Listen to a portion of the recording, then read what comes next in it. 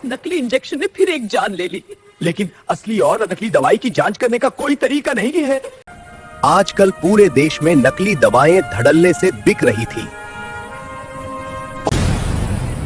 कोई शैतान उन नकली दवाओं का निर्माण करके पूरे देश में मौत बेच रहा था। सॉरी इंस्पेक्टर, इस बच्चे की मौत इस नकली दवा के कारण हुई है।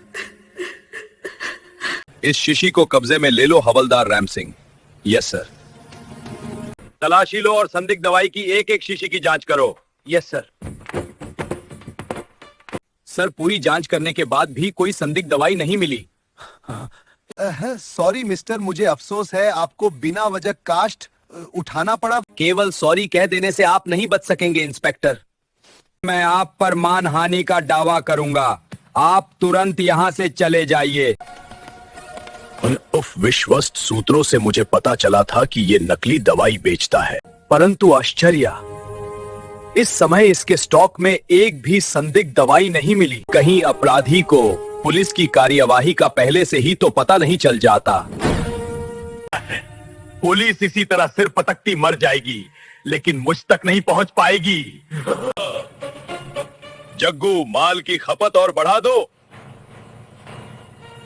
मैं चाहता हूं कि पूरे देश में लाशें ही लाशें दिखाई दे। ऐसा ही होगा बॉस।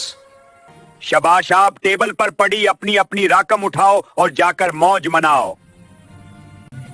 मामला केवल नकली दवाओं का नहीं था, बल्कि जाली करेंसी का भी था। अपराधी की हरकतें दिन प्रतिदिन बढ़ती जा रही है।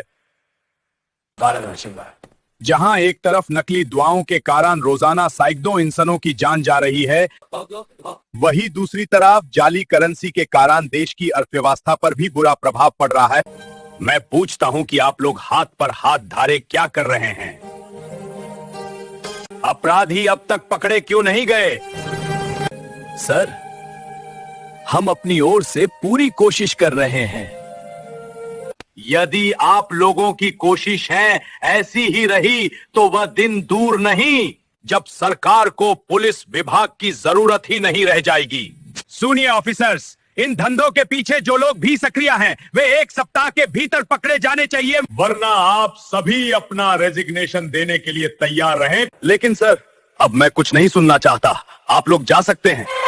परंतु जब अपनी पूरी कोशिशें करने के बावजूद भी पुलिस अपराधियों को पकड़ने में नाकामयाब रही, तो गृह मंत्री जी पुलिस कमिश्नर को तलब करने पर मजबूर हो गए। मिस्टर सिंह, आप जाली नोट और नकली दवाएं दोनों की फाइल्स मुझे दे दीजिए। प्लीज सर, मुझे कुछ और समय दे दीजिए। मैं आपको विश्वास दिलाता हूं कि अपराधी जल्द से जल्द कानून के शिकंजे में होंगे। बेकार है। अब मुझे विश्वास हो चुका है कि इन केसेस को हैंडल करना आपके बस की बात नहीं है। मैंने ये दोनों केस सीक्रेट सर्विस के हवाले करने का फैसला कर लिया है। मिस्टर मुखर्जी, नकली दवाइयों और जाली करेंसी वाले दोनों केस मैं आपके हवाले करता हूं। ये उन दोनों केसेस की फाइल्स हैं। और हाँ, इन दोनों ढंडों में लगे मुजरिम जल्द से जल्द पड़े जाने चाहिए, वरना आप स्वयं ही अंदाजा लगा सकते हैं कि ये खतरनाक अपराधी पूरे देश के लिए कितनी बड़ी मुसीबत बन जाएंगे। आप चिंता ना करें सर, अपराधी जो कोई भी है अब ज्यादा दिन आजाद नहीं रह पाएंगे। जल्द ही कानून का मजबूत पंजा उनकी गर्दन पर होगा। गुड, मेरी शुभकामनाएं आपके साथ है।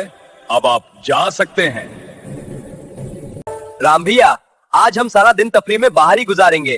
पहले मॉर्निंग शो देखेंगे, फिर किसी होटल में लंच लेंगे, उसके बाद मेरून लेक चलकर बोटिंग करेंगे, उसके बाद इवनिंग शो देखेंगे और उसके बाद आगे का प्रोग्राम मैं समझ गया। फिलहाल तुम स्टाइल मारना बंद करो और जल्दी से घर से निकल चलो।